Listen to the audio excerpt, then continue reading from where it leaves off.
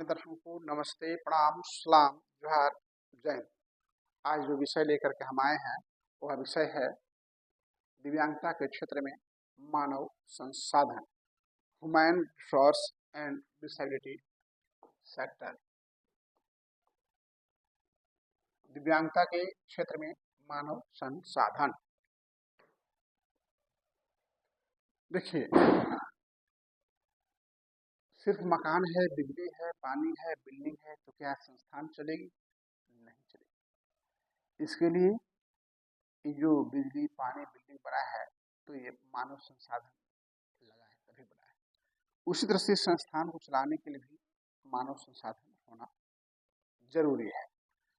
और मानव संसाधन बहुत प्रतिभाशाली और काम पर लगे हुए लोगों और संगठनात्मक सफलता के बीच कड़ी को पहचानने का सूत्र का काम करता है। इसके बाद अन्य व्यावसायिक शिक्षण प्रदान कर मानव संसाधन के रूप में तैयार करना मानव संसाधन।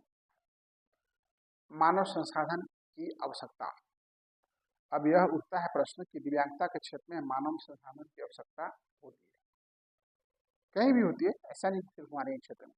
इसमें ज़्यादा मानव संसाधन की आवश्यकता है और वेल प्रोफेशनल मानव संसाधन की आवश्यकता है, क्योंकि दिव्यांगता के क्षेत्र में बहुत ही कम व्यवसायिक मिलते हैं जो दिव्यांग बच्चों को शिक्षण प्रशिक्षण प्रदान करने तथा उन्हें मुख्य धारा से जोड़ने का कार्य करते हैं।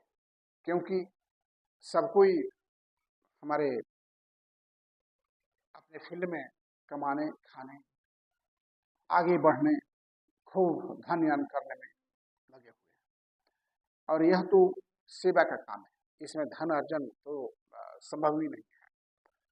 इसके अंतर्गत मानव संसाधन विकास मंत्रालय द्वारा निम्नलिखित कार्य किए जाते हैं, यानी मानव संसाधन विकास के लिए मानव संसाधन द्वारा निम्नलिखित कार्य किए जाते हैं और वह कार्य है शिक्षा प्रशिक्षण कार्यक्रम तैयार करना, यानी टीचिंग ट्रेनिंग प्रोग्राम की तैयारी करना, शिक्षा प्रशिक्षण की गुणवत्ता को बनाए रखना यानी टीचिंग ट्रेनिंग की जो गुणवत्ता है, जो क्वालिटी क्वांटिटी है, उसको बनाए रखना, शिक्षण प्रशिक्षण में समय समय पर सुधार करना, यानी जो हम ट्रेनिंग जैसे दे रहे हैं आपको तो हर 5 साल पर RCI जो है इसमें कुछ सुधार करते हैं, क्योंकि क्या क्या नया नया इसमें आया है तो इसके लिए वो तैयार करती है।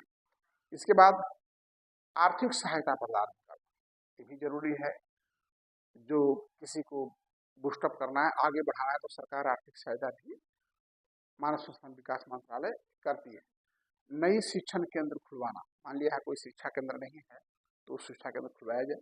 नई नई सूचनाओं को एकत्र करना, जो नई नई जानकारियां हैं, शिक्षण संबंधी निर्देश देना कि शिक्षा में आपको क्या करना है और क्या नहीं करना है और कैसे इसको आगे ले जाना है, प्रशिक्षण देना यानी उसको ट्रेनिंग देना।